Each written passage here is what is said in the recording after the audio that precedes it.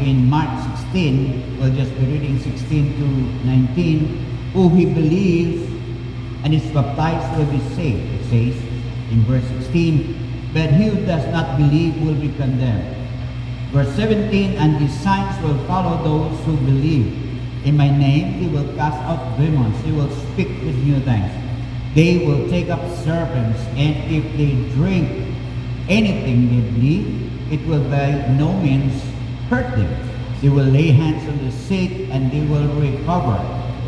Amen. And when Christ ascended to the right hand of God, verse 19, so then after the Lord had spoken to them, he was received up into heaven and sat down on the right hand of God. Father, we just thank you through your Son, Jesus, our Lord and Savior, our God, our Redeemer, our Healer, our Provider, our Keeper, Lord, our Preserver. We could not do and go anywhere but to you alone. And tonight we recognize that it's you who delivered us and called us, Lord God, that we may fulfill the task that you have given us. Signs and wonders are following to those who believe in you. And I pray the Lord that this will be the mark of people who walk with you.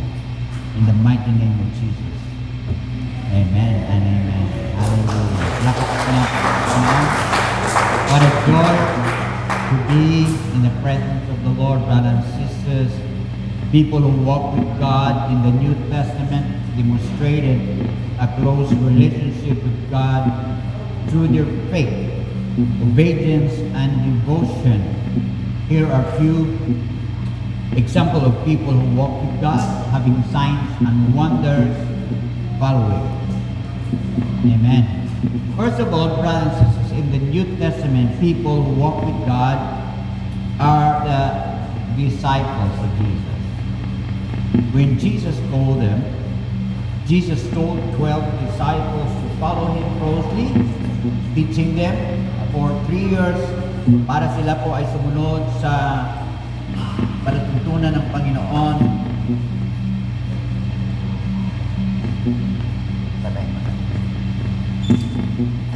Hallelujah. And He had chosen 12 disciples to follow Him. But actually, not only 12 disciples that Jesus disciples during His time, multitudes of them. But they were chosen as specific 12 disciples, but one of them is Judas. You see, it is not guaranteed that God has chosen you and called you, that you will continue if you deviate, following the things of the world, like Judas. But we thank God that God has chosen us. Amen? It says in Ephesians chapter 1 verse 4 that from the beginning of time, God has chosen us. Before the creation of the world, bago ka pa ipinanganak, bago ka pa siya sinapupunan ng iyong nanay, ay pinili ka na ng Diyos. Sapagkat ang Diyos po ay omniscient. Alam niya lahat, in the past, the present, and the future. Amen? That's why we can depend and trust and put our trust in God, because just as He chose us in Him before the foundation of the world, that we should be holy and without blame before Him in love. In ourselves, we are not holy. We are not righteous in ourselves. But because of His grace, He saved us. Amen? In Ephesians 2 verse 8, very familiar verse, or by grace of God through faith, we had been saved. You have been saved. Tandaan po nyo, yung saved po ay past tense. Hindi po yung you will be saved. No, you are saved. When you put your trust in God, you are saved. You are secure. Amen? Hallelujah. Palakpakan po natin ang Panginoon. And when God has chosen the 12 disciples, these 12 disciples has to follow Him. Okay? He taught them for 3 years. Sinasabi ko nga sa atin kanina sa mga early morning service natin, yung ating training po dito, if you sum up everything up to your graduation, ay mga 3 years din. Okay? But only every Sunday lang natin ginagawa yun. When you go to Bible school, at least 3 years na everyday din po yun, except Saturday and Sunday. So you are being trained. The disciple means student. Kaya pag tayo po ay mga disciple ng Panginoon, tinuturuan tayo. Amen ba? Maging diligent tayo to study the Word of God because we are the disciples of Jesus. Mayroong mga estudyante na hindi nagsusulat? May estudyante ba na walang dalang book? Wala po. They are diligent. Amen ba? That's why I suggest that if you have time, take note of what we are sharing because we are students. What is the difference of disciples and apostles? When you are a disciple of Jesus, you have to be trained, learn from His Word, from His teaching. But after maybe years of training, God will send you to teach, to preach, and to do ministries, wherever it is, local and international. It means God has proven you. God have approved you that you can do ministry all over the world. You can go. Why? Because you have been trained. Tandaan po natin, yung magtuturo po ng mga bata lang, kindergarten. Hindi po pwede dahil mga bata lang tuturuan ay hindi nag-aral. 4 years din po yun, pinag-aralan nila. Pag-graduate sila as teacher. Pero ang tuturuan mga bata. Wow! So how much more, brothers and sisters, tayo mga anak ng Diyos, kailangan po tayo ay matuto, matrain. Amen ba? So that we could be equipped, and after equipping, we can go and evangelize, preach, and share the gospel to people. Amen? Because our commission, Christ's commission for all of us, brothers and sisters, first of all, we have to love God with all our heart, with our soul, with our mind, with our strength. Love God and love one another. Amen? It says always in the Bible, you have to love one another. The love of God. Amen? And after loving one another, either they are new believers, you have to love, you have to care, you have to show your compassion for them. And not only loving one another, but it should always be loving the mandate of Jesus. Mahalin natin ang utos ng Panginoon. If you are parents, you love more your children if they are obedient to your what you suggest, what you have commanded. Di ba? Oh, anak ko na ito masunurin. The same thing with God. God wants us to be obedient to His Word. And Jesus called His first disciple, Matthew 4 verse 18 to 22, as Jesus was walking beside the Sea of Galilee, He saw 2 brothers, Simon, called Peter. Ang pangalan talaga ni Pedro ay una Simon, and his brother Andrew. Don't you know, we might not know Andrew as Simon Peter, because Simon Peter is quite known. Pero si Andrew po ay may abilidad. Siya po ang nagdala ng 5 tinapay at 2 isda. Hindi po nagpakain si Lord sa mga multitudes, okay? Kung wala po si Andrew. Magaling si Andrew maghanap ng paraan. May mga talent tayo, mga kapatid natin, magagaling maghanap ng paraan kahit na walang-wala na. That's a gift from God. And Andrew was one disciple whom Jesus called. And he said in verse 19, "Come, follow me," Jesus said, "and I will send you out to fish for people." Sila po ay mga ngisda, kina Andrew, kina John, James, and Simon Peter. But God called him, Jesus called him, "Follow me, and I will send you out to fish for people." Ibig sabihin po, mga tao ang kanilang akayin. Amen? Mga mangingisda. Napakahirap mangingisda. Pero it is worthwhile when you have a lot of fish. Amen ba? Yes. So going on from there, he saw two other brothers, James, son of Zebedee, and his brother John. They were in a boat with their father Zebedee, preparing their nets. Jesus called them. Tinawag din sila ng Panginoon, and in verse 22, and immediately they left the boat and their father and followed Jesus. Wow! They easily and immediately followed Jesus. Of course, it's not just an abrupt, they have heard about Jesus, doing miracles already, that Jesus is the Messiah. And when Jesus approached them, they followed Him immediately. Nung tayo po ay nakarinig ng mabuting balita tungkol kay Jesus, tinanggap natin siya. Amen? Sapat alam natin na siya lang ang tagapagligtas. There's no other Savior. There's no other Creator. There's no other King. That's why Jesus is the King of Kings and the Lord of Lords. That's why we thank God that at this time we have known Jesus as our Lord and Savior, our Creator, our God. He called us. He's the one who called us. Maybe circumstances came that seems we thought that, we are called by God just at that time. No, even before the foundation of the world, He knew us already. Amen? And when we accept Him, it's just a thing, the right time that we accept Him. But it's not the time that because you accepted Jesus Christ at the time, that's the only time that He had chosen you. Even before that, He had already chosen you. Kaya huwag kayong mag-alala. Pinili na kayo ng Panginoon. Kung ano man ang mga buhay natin noon, bago natin tinanggap ang Panginoon, God had already planned for you. And I'm excited to see brothers and sisters, even the youth. God has so much prepared things for you.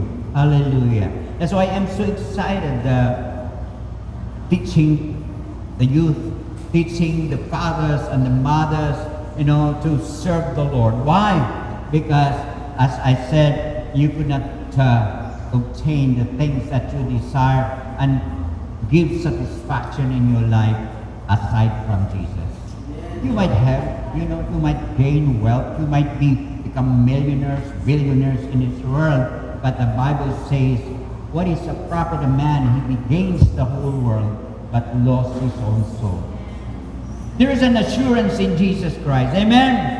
When Jesus appoints the 12, Mark 3 verses 13 to 19, Jesus went up on a mountainside and called to Him those He wanted, and they came to Him.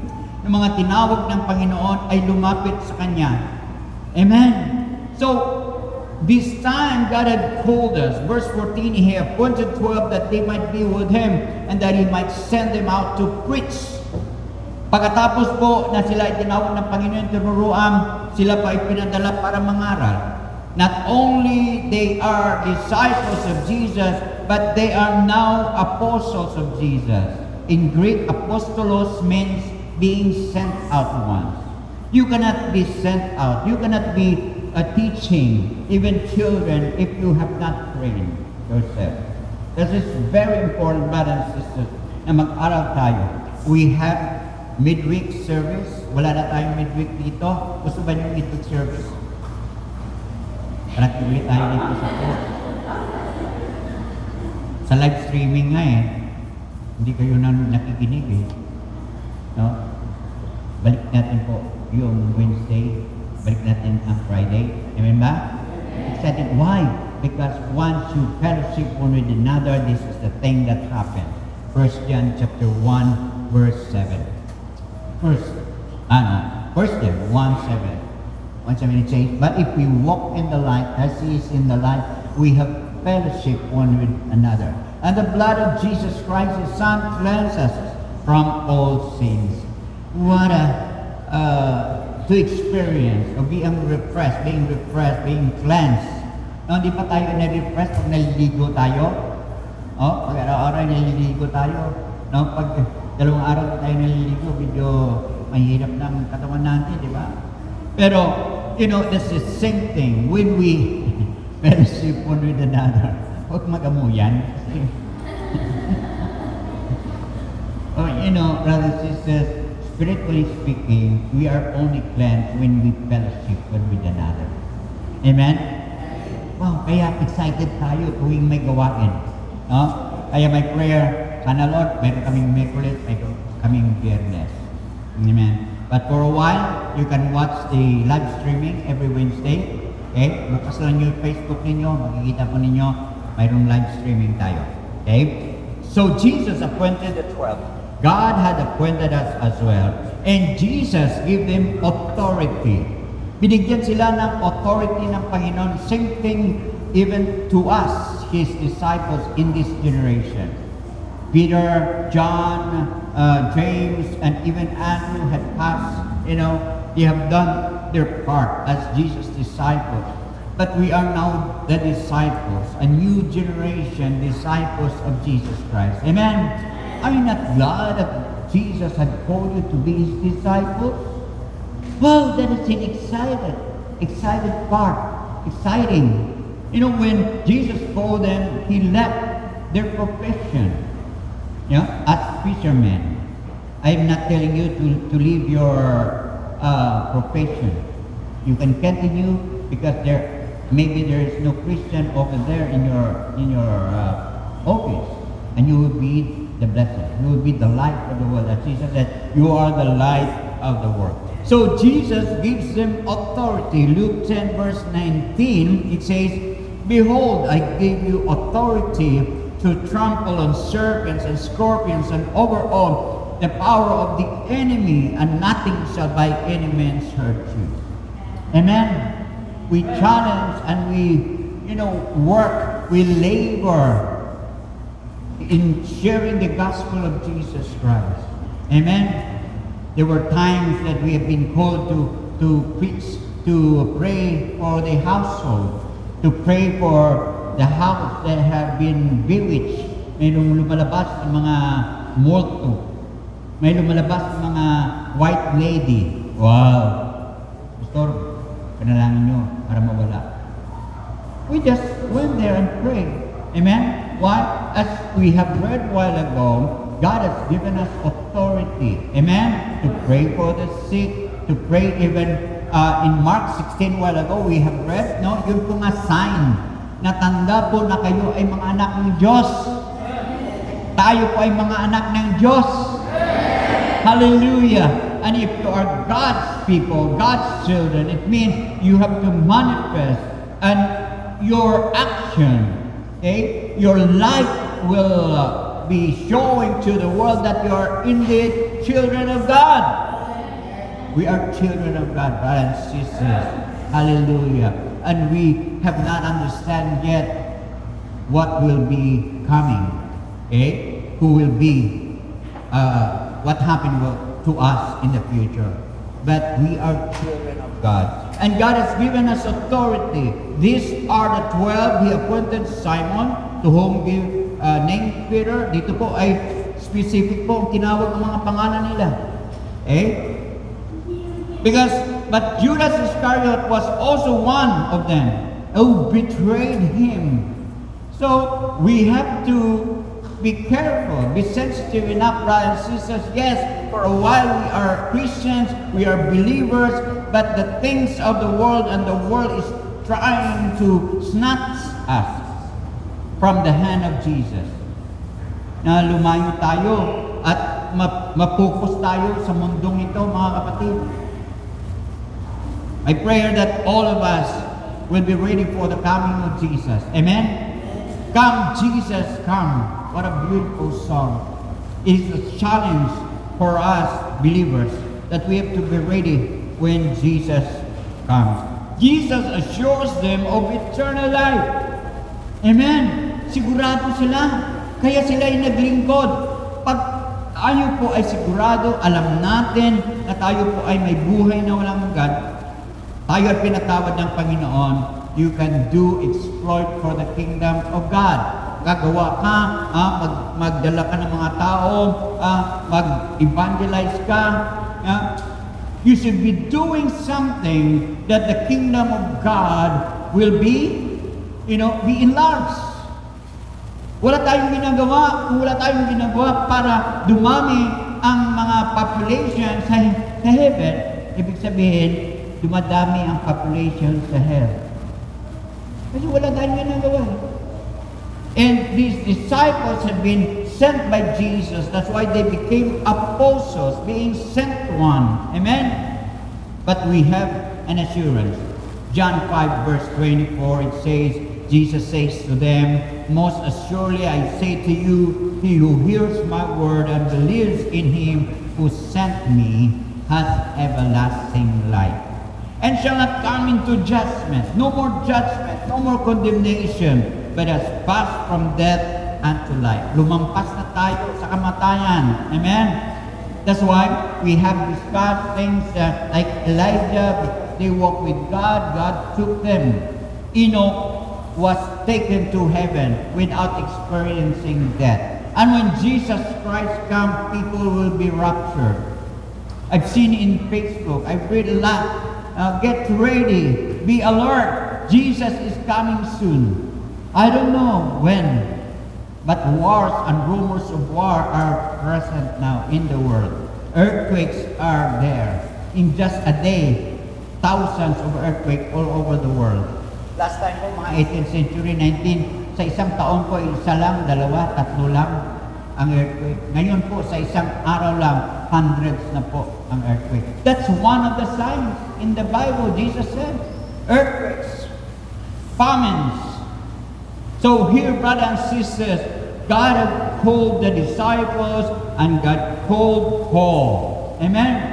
Malawa po, tinawag si Paul. Si Paul po, sino si Paul? He was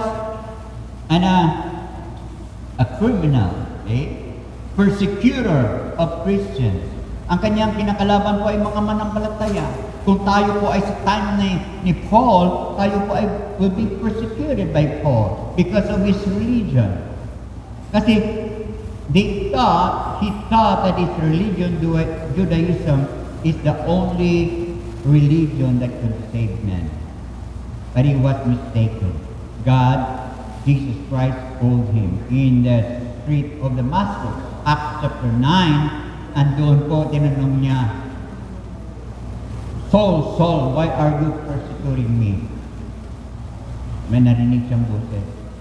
Tinanong niya, who are you, Lord? Tinanong niya agad, Lord, kasi hindi niya nakikita Pero may boses, I am Jesus whom you are persecuting. That's why we are thankful to God that as Christians, when people persecuting us, it's not us being persecuted alone, but it's Jesus whom our Savior and our Lord. He is with us. Amen? He will never leave us nor forsake us. Don't retaliate when people are persecuting you, laugh at you, making, ridicule you. Maybe they look down at you because you are Christian. You are not really rich. You are just a normal believer. Brothers and sisters, don't just disregard them because we are serving the Lord. And if you are serving the Lord, God will compensate you. We cannot outgive God. The more we give our time, the more we give our finances, the more we give our talents, the more we give our gifts that God has given us, the more you will have it. Pero pag hindi mo ginamit yun, maliit lang ang loob mo, hindi mo pa ginagamit, wala yan. Pero even just little thing that you utilize for God's glory, God will add more gifts and, you will be prosperous. I just read a while ago a psalm in the book of Psalm that even in old age, they will be fruitful. Mga matatanda, mga elderly, kayo huwag kayong maalala mga senior. Kahit na magkaroon ng edad, you will be fruitful if you serve the Lord. Amen? Hallelujah!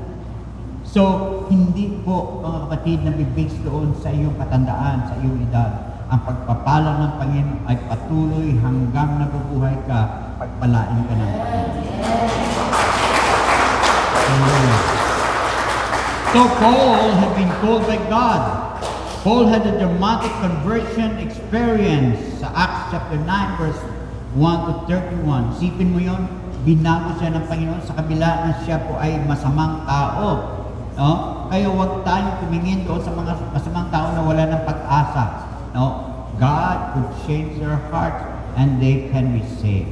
Because Paul, and after that, that experience, conversion experience, and became devoted followers of Jesus. Why? Because after that, he walked with God. Same thing with these people. So in the New Testament also, there are people who walk with God, receiving guidance and strength for his missionary journeys, and wrote certain letters. Isipin po ninyo, sa out of 27 letters or books in the New Testament, ang sinulat po ni Pablo ay 13. Wow! Almost half of the New Testament. Why? Because there's so much revelation that God had given him. Bakit paano ka makasulat tungkol sa langit kung hindi ka nakarating doon? Paul had been in heaven, but he did not say, I've been in heaven, no? Para minabangnify niya ang sarili niya. Paul had a vision of paradise. 2 Corinthians chapter 12, verse 1 to 10, the vision of paradise. Kaya ang commitment ni Paul maglingkod sa Panginoon, anumang mangyari, no? Even the rest of his efforts ay bibigay niya para sa kaharian ng Panginoon. Why? God had called him to the third heaven. So, I know a man, verse 2, I know a man in Christ who 14 years ago, whether in the body I do not know, or whether out of the body I do not know. God knows such a one was caught up to the third heaven. Siya ang tinutukoy, kung hindi niya magnify ang sarili niya. Hindi lang sa second heaven, hindi lang sa first heaven. Ang first heaven kasi yung mga ibon, malipad dyan, di ba? Ang aeroplano, that's simply first heaven. Amen? Nakakarating na nga tayo sa first heaven eh. Sakay ka sa aeroplano, ba nakarating ka? Yung second heaven, parating ka naman sa first heaven. Yung tungkol sa mga planeta, sa buwan, sa stars, second heaven. Pero yung third heaven, kung saan si Lord, the third heaven, Paul had been there. Pero hindi po siya naging mayabang. Maraming mga tao ngayon in the YouTube or in the ministry where they are preaching, malalaking mga ministry, thousands, and they became proud, you see? And he thought that they are good preachers, they are dynamic. But what happened to their ministry now? They're gone. People, went away from their ministry.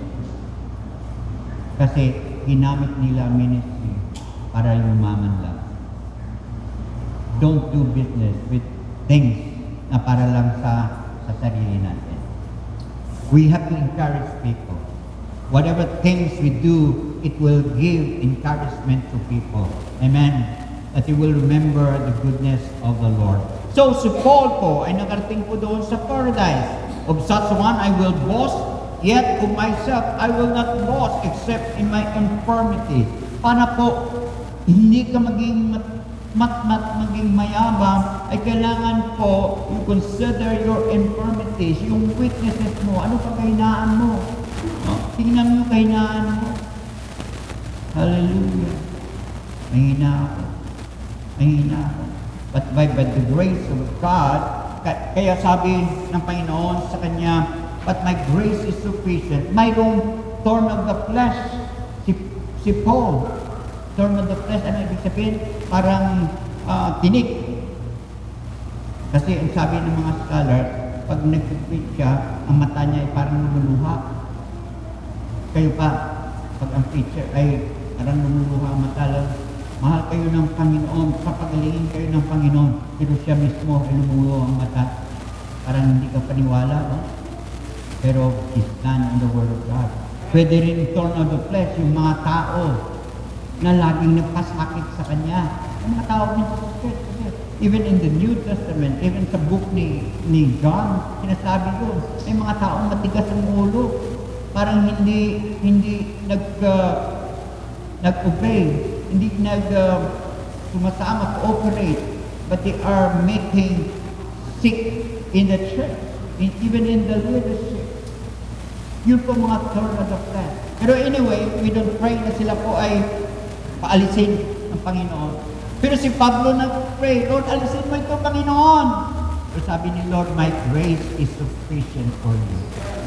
Doon po sa mga kahinaan natin, doon po tayo mapalakas. Amen?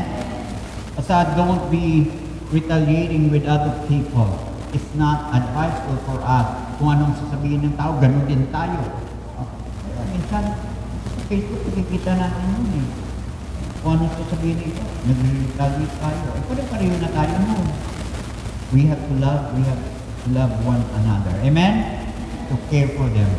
And Paul had the thorn in the flesh, that's what I told you. But Jesus said, my grace is sufficient for you. Verse 9, doon po sa talata, 2 Corinthians chapter 12. And he said to me, my grace is sufficient for you, for my strength is made perfect in weakness. Therefore, mostly gladly I rather boast in my infirmities, that the power of Christ may rest upon me. Therefore, I take pleasure in infirmities, in reproaches, in needs, and in persecution, in distresses, for Christ's sake. For when I'm weak, then I am strong. You know, Paul was a lawyer. He was a tent maker. Ang profession na talaga tent maker. Kaya, nung walang mga tao nagbibigay sa ministry, support sa kanya, he worked as tent maker. Kaya hindi po masama yung magkaroon ka ng business. Kasi to support yourself, he was a tent maker. You see, if I tell you, brothers and sisters, I've been traveling since 1983 in Asia, China, all these things. Wala naman nagsusupport sa akin eh. I work as a tent maker. I do things. Sa abroad, wala naman nagsusupport sa akin. I work as pastor. Yes, and I could stay there even months. Why? Because that's the call of God. Amen? Pag tinawag ka ng Panginoon, He will supply all your needs. If there is a vision, there is provision. Don't worry if people don't support you. God will support you. Amen. Hallelujah. God is good. Hallelujah. Philippians 4:13, it says, Paul says, I can do all things through Christ who strengthens me. Siya po ang ating palakasan. Amen? Work with your hands. Okay? And make, to supply all your needs for your family, for your children, even for their studies. I challenge all of you, all the parents. Amen ba? Minsan po, I'm just reiterating how good God is. Amen? God is good. Kaya yung mga magpapamilya, may mga pamilya at may anak, just serve the Lord. Amen? God will supply all your needs. In conclusion, characteristics of those who walk with God. Kailangan may faith at tiwala. Faith and trust. They demonstrated unwavering faith and trust in God, even in challenging circumstances. Darating po yan, sa challenge ka ng panahon sa buhay mo, pag nililingkod ka pa rin sa Panginoon. Amen?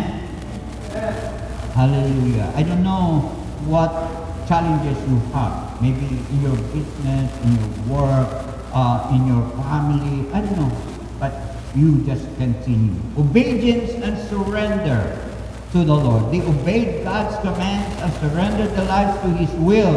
These individuals, among others, exemplify what it means to walk with God in the New Testament, brothers.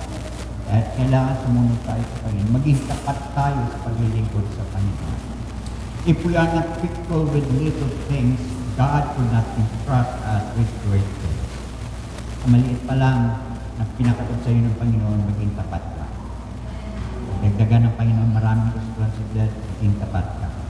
And you will see, hallelujah, you are like a tree planted in the living stream, that even in dry season, you will still be fruitful. Maging mabunga kayo, magiging masagana ang buhay natin, sapagkat ang Diyos ay kasama natin.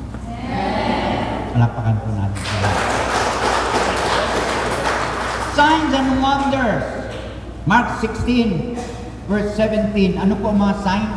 Yung mga Kristiyano. And these signs will follow them who believe in my name. They will cast out demons. Mga demonyo. Huwag kayong matakot sa demonyo. Talunan na sila. Amen. Amen. So, pag sinabi lang demonyo. Sa mga Chinese, may puti, may green, may itim. Sabi niya masama daw ang itim. Pareho yun masama kasi demonyo. Puti. Brothers and sisters, they will speak with new tongues. That's why sometimes we speak in tongues, our leaders speak in tongues. That's the gift of God. Okay, ano pa? They will, verse 18, they will speak with new tongues. Sunod pa, they will take up serpents, and if they drink any deadly thing, it will not hurt them. No man hurt them. They will lay hands on the sick, and they will recover. Hallelujah. Kaya kung may mga sakit, mga anak nyo, pag-pray nyo. You can ask us, we can pray for you as well, but you can pray the same authority that Jesus has given us. Amen? Hallelujah. Huwag kayong matakot, mga kapatid. Because God has not given us the spirit of fear, but of power, love, and sound of mind. Dito po makikita natin, mga kapatid, na bigyan tayo ng Diyos ng authority. Amen? As people who walk with God in the New Testament and in our generation, wherever you go, wherever you are, just manifest God's authority in you. Yes, you are God's children. Sabihin natin, we are God's children. Yes, Lord, we thank you for your promise that you will never leave us nor forsake us. Thank you, Lord God, for your word, Jesus, evident in our lives. Thank you, Jesus, God, that you have called us to do things, Lord God, the Great Commission, Lord God, to go into all the world and preach the gospel. Lord, thank you for the opportunity that you have given us to share your word to other people wherever we are, that they might come and accept Jesus as their Lord and Savior. Even in the church, Lord, we will try to invite and share to them, Lord God, give our tracts, Lord, to them, that they may be able to read, Lord, the scripture and the gospel that has power to save. Thank you, Lord God, for the joy serving you. To you all the glory and the praise in the most gracious name